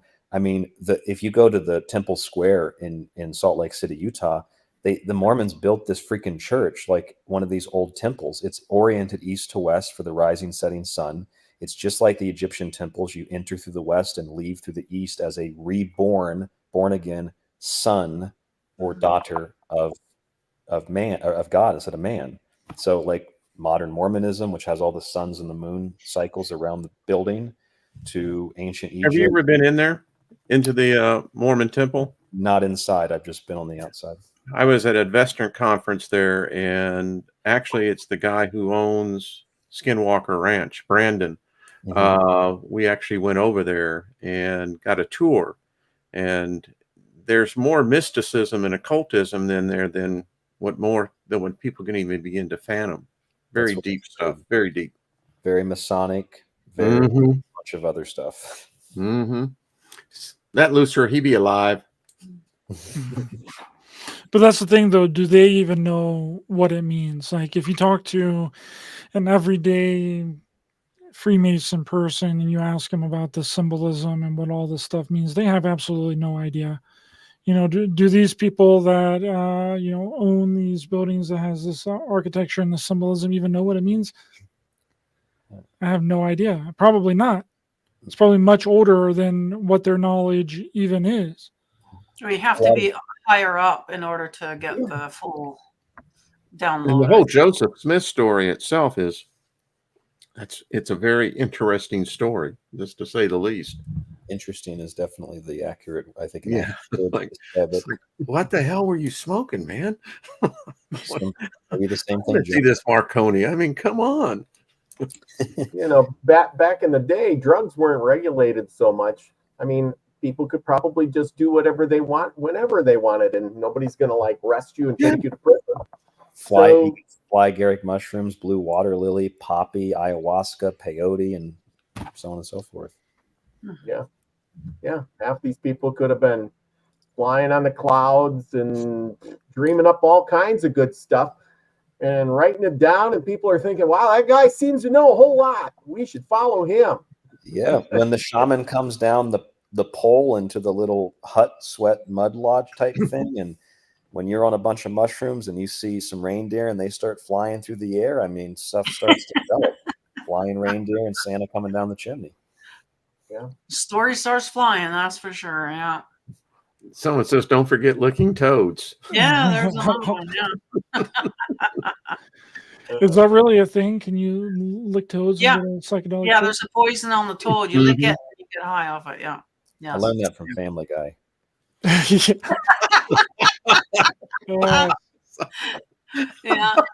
Yeah. Oh, Good episode. okay. Well, we're gonna keep this thing a rocking. So anybody that wants to dip out, you are free to go. But we're gonna run another half hour. So it's the last live episode of the year. So I want to make it worth it for everyone. But anybody that needs to go for any reason at all is more than welcome to head out. I'm going to have to cut out myself, but this has been. I'm all right. I don't know what else going on. Cool. We got to do this again. We got to do it more often. This is what they would say, some far out stuff. Absolutely. Yes. Jenna Banana just said she just got here. Okay. Just got here. There you go. We got to do it all over again. Sorry, guys. We're going to keep it rocking here for a little bit. But Wayne, thanks so much for coming on, brother. Sure. Really let people know where to find you online. All right, over there at R. Wayne Steiger, YouTube, Rumble, Odysee, whatever you want to see. Awesome. The links to Wayne's information is in the description of this video. Highly recommend going over there and subscribing to his channel. Always good to have you on, Wayne. Always a joy and amazing conversation with you, brother. Happy holidays to you, Ryder, and the rest of y'all, Nina and Robert and Ryan. This has been an excellent conversation. I've enjoyed it. Love to have you on the channel sometime. Anytime. And Merry Christmas to you and your wife. Yeah. Okay. Thank y'all. See you. All right. Thanks. And now there was 4. It's like And I was going to intellectual say, it might scribbling. be your last live show, but you're actually going to be on my channel on Sunday. So stay tuned for that, people. Yes, last live. That doesn't mean that I'm not going to premiere some stuff throughout the week and up until the new year. But I am taking a week off, no uploads, no nothing, at the first week of January, just to get a little break in there, and I'll be back on the 6th of January. That's good. Yeah, it's good to do that. Yeah, I got to get a little break in there, you know. Yeah. Absolutely. Wu Guy Fu says, bashing religion on the solstice. What a party. That's right. We're doing it. I take issue. I don't find it to be bashing religion. In fact, I think it to be actually provable of the concepts that are embodied by religion. I don't think that it bashes religion. I think that it actually proves that many of the religious things that we believe are actually based in reality as opposed to mythologized fantasy things, you know, rather than it's actually a literal. Just bringing it out to light, you know, and really actually meditate on the things that we've been, you know, so led to believe, you know, like really think about this, like look at it like as an adult now, and you know, like it, you know, and you'll clearly see that it doesn't make sense, you know, since we're just so brainwashed to just believe. We don't question anything, just believe, you know, that's it, you know, and yeah, I think it gives a different kind of explanation to the stories and the ideas and the literal meanings from the Bible. Like it's not literal. You know, there's way more things encoded within the Bible that are metaphysical in nature, allegorical in nature, alchemical in nature, and there's like a hidden code within there. And then it's up to us to try and figure out that hidden code and what that means. Mm-hmm. But it's also, I'm sorry, go ahead. All these things, all the religions are based on something, and all those things are based in, you know, like you said, the fertility, greeniest spring, you know, colors, times, the solstice, spring and fall and winter, whatever, you know, all of these things are based, you know, the religions are based on that, and then they capitalize on it, and then they use that by taking advantage of that to create that religion, and then labeling. See, that's where they give that egregore powers. They label it to something, and then people say, "Oh yeah," it's like I do the show with the Native American stuff, and they converted them really easy because their things that they did and the great mystery and all of that was pretty relatable, you know, once they put a label on it. And then they said, hey, you know, wow, I guess I could, you know, it seems very similar.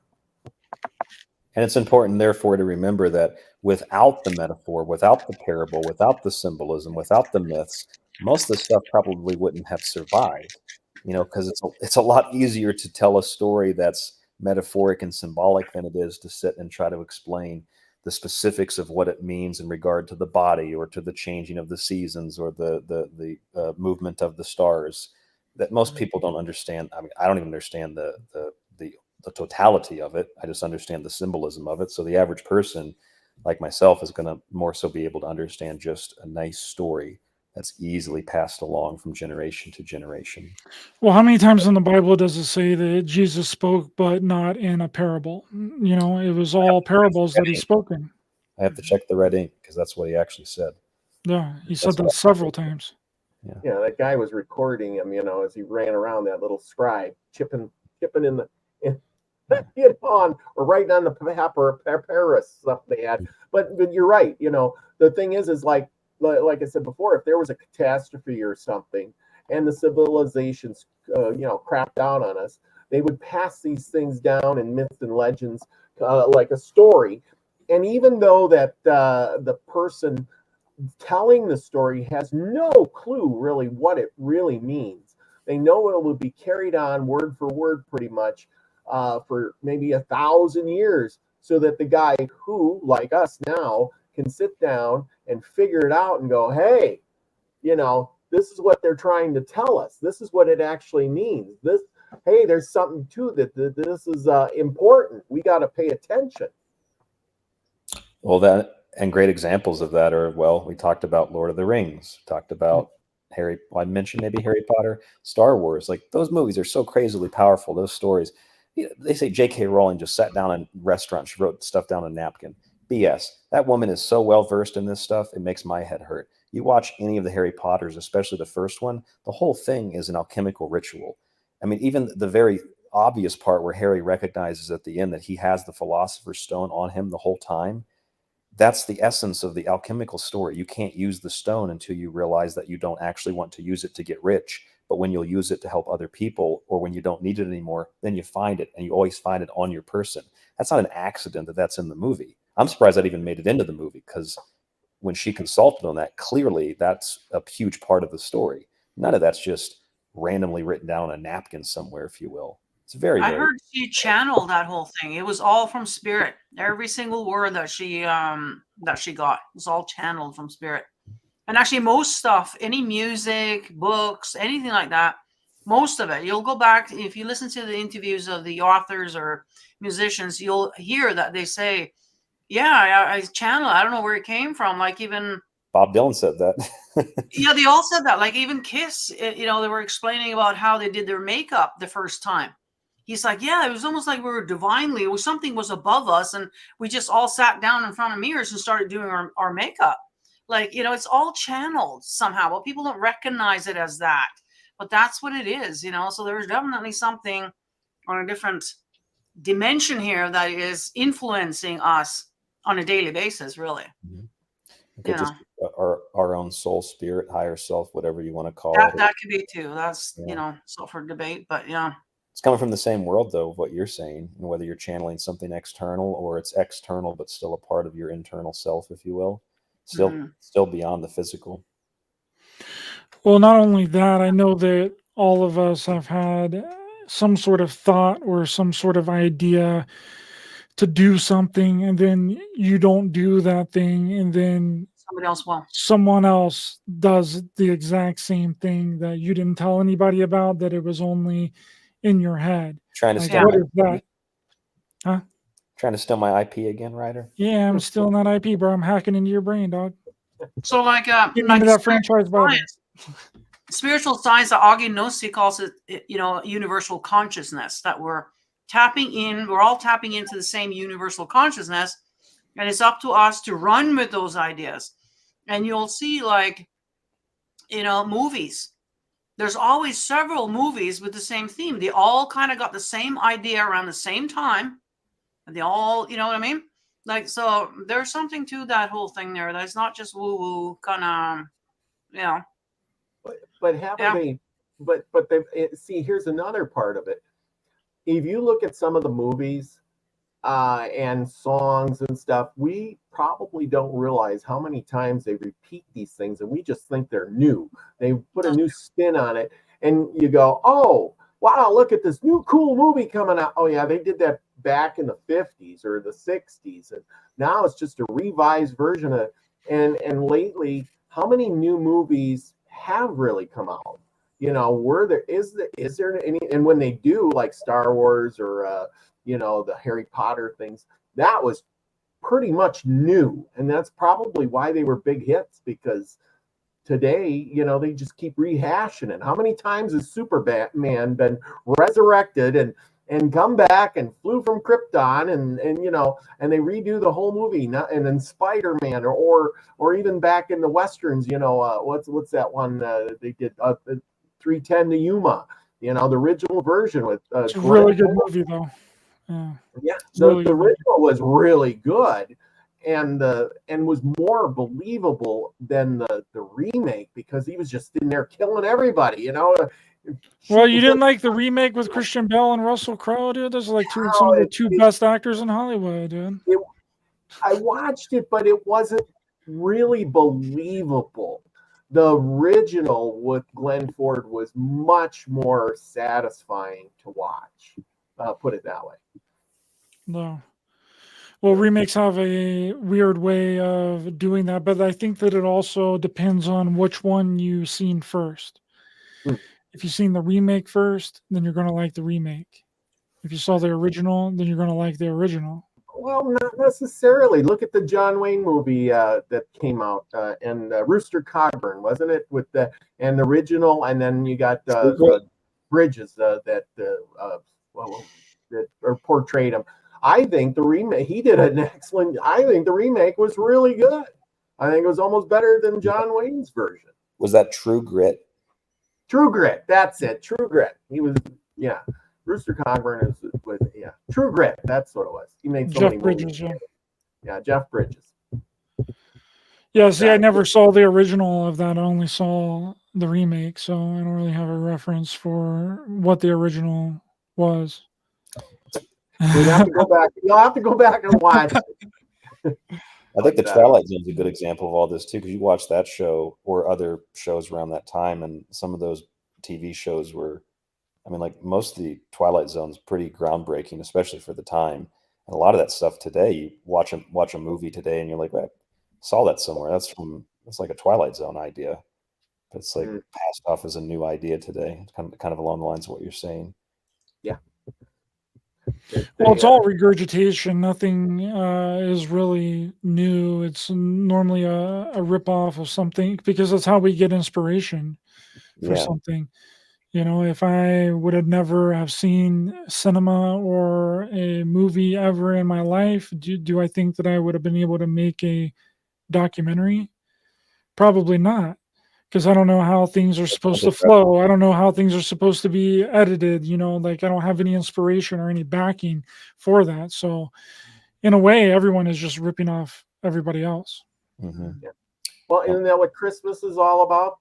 People have ripped off Santa Claus, you know, for what, 1,000 years, and now he's developed from, you know, one guy into, you know, this jolly old elf because Coca-Cola decided to, you know, capitalize on him. And Santa Claus used to look more of like a West Virginia mountain man, big brown coat, sticks and dirt all over him, bringing stuff out of the woods, and now he's a big fat guy with a beer gut drinking Coca-Cola. It's totally well. That's what happens when you drink Coca-Cola. You see, so you know, the Americanized version, unfortunately, but yes, the American version of yeah.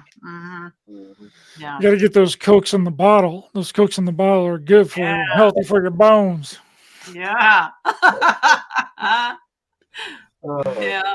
They do taste different, though. It's weird. Canned Coke tastes different than fountain Coke. Oh, you got the aluminum taste in there. Yeah, I know. Some people like the aluminum taste, but yeah, it's syrup instead of sugar. Yeah, but it's all the same. The religions are copied over, you know, other religions. You just talked about how the Japan, you know, the lady was resurrected, blah blah blah, you know, so forth and so on. You know, you got to wonder if they just don't look at and say, hey, you know, this one here we have is dying out. You know, Christianity's going down the tubes. And I swear, you know, maybe not in our lifetimes, but our children's lifetimes, the Christianity will be in the crapper, and they'll scramble and say, hey, we got to invent something new. And maybe this time, you know, the little Jesus kid or whoever it'll be will come out of a computer generated thought, you know, hey, you know, that it was a AI robot birthed on the 25th of December who is going to be your savior. That's actually Google it anytime you want. That's more plausible, isn't it? That's a really interesting point, and that's not too far from the truth. In fact, Carl Jung pointed this out about UFOs. It's like in the old world, people saw shields and boats and pillars and things that they understood. Nowadays, we see spaceships because that's what we understand. So it's a very similar thing to what you're saying. The myth adapts and changes with different technologies and cultural morphine and I guess you could say, for lack of a better word, cultural progress, quote unquote. So yeah, you're totally right. Yeah. And I think that, I mean, you look at where Christianity originally came from, and not just the Jewish concept of I guess you could say spirituality or creation or whatever, but it came from Zoroastrianism, came from, or people pronounce it differently, Zoroastrianism, Zoroastrianism. Zoroastrianism, the Zend-Avesta, which arguably is older than the Hindu texts. Nobody knows how old the Zend-Avesta is. It's super duper ancient. I actually have a copy of it. I found a copy at a used bookstore, super rare, and that thing is like super sophisticated stuff. Like it might be older than the Hindu stuff, but either way, Zoroastrianism or Mithraism, these were Persian religions. The Persians really pioneered a lot of the Christian ideas of dichotomy between heaven and hell and all that kind of stuff, because that religion was super focused on darkness and light. But that's also the quintessential belief that every culture has darkness and light. We all know, regardless of what we eat or believe or how we build our buildings or whatever, it gets dark and it gets light. Some parts of the year are darker than others, like right now, and some parts are lighter than others. We can mythologize that, and we can explain why that happens with stories and characters. Yeah. And right now, that part of the world may be, wiping themselves out in the near future. And if that happens, then it opens up the door for, something else to come in. Mm-hmm. And, because, those people won't be around to tell the tale, if you know what I mean. So it opens the door, and that's how things would come about. One closes, another one opens. Just my thoughts. I agree with Savage Lee here. I think in 1,000 years, Star Wars is going to be the world's religion. That makes a lot of sense. I mean, and according to the Secret Space Program and the Super Soldier, Star Wars is already our reality. We're already living there, guys. Didn't you know? You didn't already know the Star Wars land out there in space? I've always thought about Harry Potter. Actually, I've got this hockey Quidditch shirt on right now. I've always thought Harry Potter. You find some Harry Potter books in a few hundred years, and suddenly archaeologists are debating over whether Hogwarts is a real place. Just like Troy it's super plausible, right? Like, what if the trilogy of Star Wars somehow survives a global catastrophe, and there's only one on DVD or VHS or whatever it is, Blu-ray or something, or on a floppy disk drive or a CD or a USB drive or whatever, survives this giant catastrophe, and people watch it in the future. They're going to think it's real. Yeah. Why would they not think that it's real? All the, like, I often think that about things like Civil War reenactments, like things that are made in modern times, like fake guns or, the clothing. And then you find that in the future and you look and you date it to this time period, even though it's a replica of something from hundreds of years before. So you certainly would get an inaccurate date of that. And these are really interesting things to think about. I used to go down to the river in Boise, Idaho when I lived there, and the college kids at Boise State would go down and they would carve things into these rocks. It must have been just a thing that they did. They were all up and down the river. And I always thought, what happens when an archaeologist comes along in 100, 200, 300 years and tries to figure out what this random text is here on this rock? Really, it was just some guy that wanted to have sex with some girl, and he was like, so-and-so like so-and-so. That's all that it didn't have any more significant meaning than that. It all goes back to that again. It makes you wonder, right? Yeah. But our society is really stupid sometimes. I mean, look at after that movie, Black Panther, and everybody was trying to go to the airport and buy a ticket to Wakanda. They thought it was a real place. No, I'm serious. Remember, that was in the news, and I'm thinking, oh my goodness, but it's like people looking up Corona beer. Can Corona beer give me coronavirus? Yeah. Misinterpretation. Like right now, there's a school, the Hogwarts school. You can go to a Hogwarts school, right? Well, if you pay enough money, you can anyway. But will they really teach you magic and all that stuff there? Well, they're going to teach you something for all that, whatever. But if that's the case, and you said like if a book survives and it's the Harry Potter book, well, people say, yeah, look, here's this school. It says Harry Potter. We dug it up, and here's the book. It talks of. He must have been a real person. These things must have really happened. There must have been magic in the world at that time. Yep. I don't know if you ever seen this. I sent it to you, Ryder. I think he was a physicist, and he was trying to prove how easily gullible the public is and how easy facts can be manipulated. and he posted that picture of the sun that was taken by the James Webb telescope. Turns out it really wasn't the sun, though. Did you ever see that story? I sent you the link.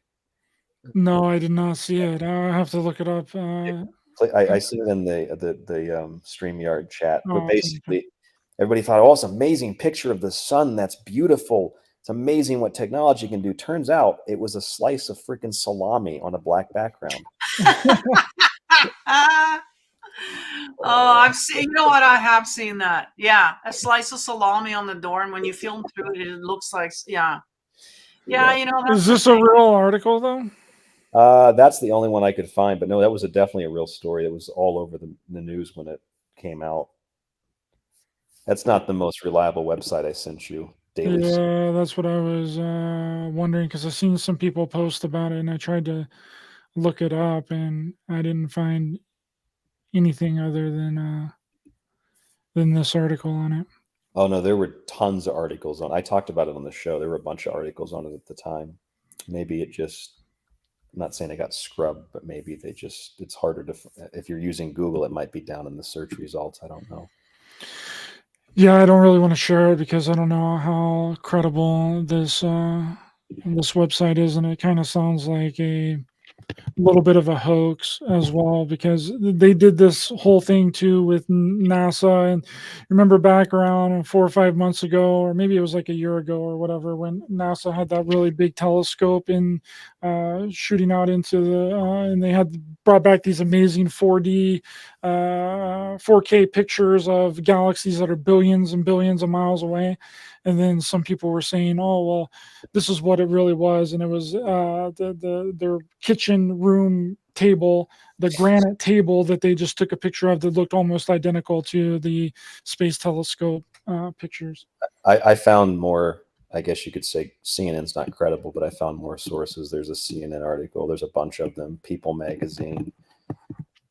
But yeah, I know what you're saying, Ryder. Yeah.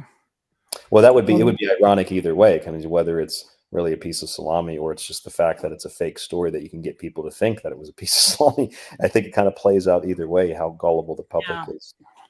Which is now how that AI, I mean, who knows anymore now? With AI, I mean, it's so hard to decipher now what's real and what's not. You know, like I'll share the CNN one. I feel more comfortable about CNN than I do Star News or whatever that other website is. star.co.uk.tech.news. Yeah. Top scientists amid space telescope image was actually a slice of chorizo. Wow. A French scientist has apologized after tweeting a photo of a sliced chorizo, claiming it was an image of a distant star taken by the James Webb Space Telescope. Where's the picture? Oh, right here it is. right. Wow. Slice of chorizo. That's how easy it is. Where's the actual? That's not the original photo that he shared, was it? I don't know if that's the original, no. Because you would have to do more to it than just that, right? You'd have to add some Photoshop and stuff to it. Wow, that's interesting.